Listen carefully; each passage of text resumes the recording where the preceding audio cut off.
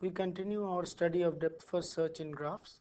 You will remember that the problem that we were tackling was that of finding out whether there is a path from a vertex S to a vertex T in a graph G.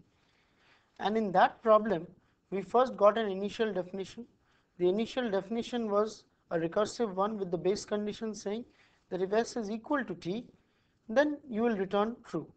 Otherwise, then for each successor W or each edge VW in the graph, if W to T, if there is a path from W to T, then obviously there is a path from V to T because there is an edge from V to W. So we recursively searched W to T, and if any one of them gave a solution, we stopped and said yes, there is the path. But while implementing it, we saw that there is a problem of identical sum. There is a problem of falling into an infinite loop due to identical subproblems. Now there we used our concept of dynamic programming to get out of that issue, and we used an array visited, which was like the done array of Fibonacci, which indicated that that vertex has already been seen or that subproblem has already been solved. And if that was solved, we did not solve it again. So by that we obtained the, in the adjacency it will be order n and order e, and these are exact orders you can easily show. So this is the complexity. Now order e, the number of edges, how many edges can you have in a graph? In a graph of n nodes you can have n square edges.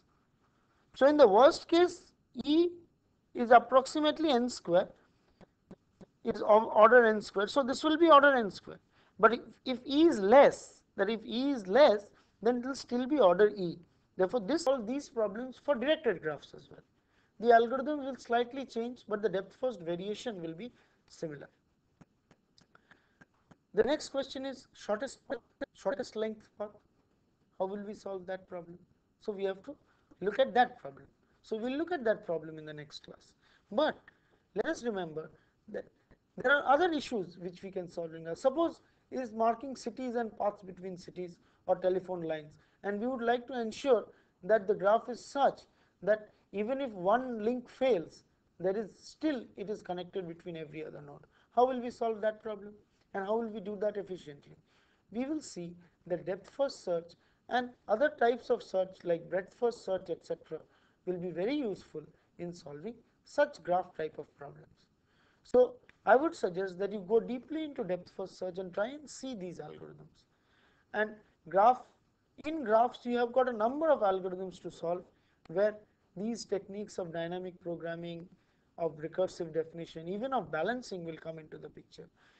Techniques of branch and bound will also come into the picture.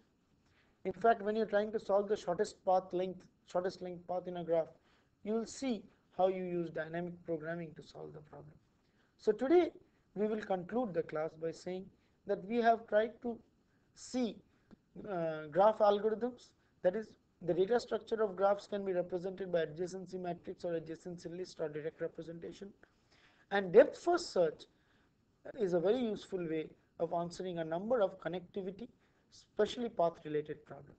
For edge and node related problems, it is obvious, and here in such problems the adjacency list representation is often useful. There are other problems where the adjacency matrix representation is also useful. So this is how we conclude our initial study of graphs. Graphs is a very detailed subject.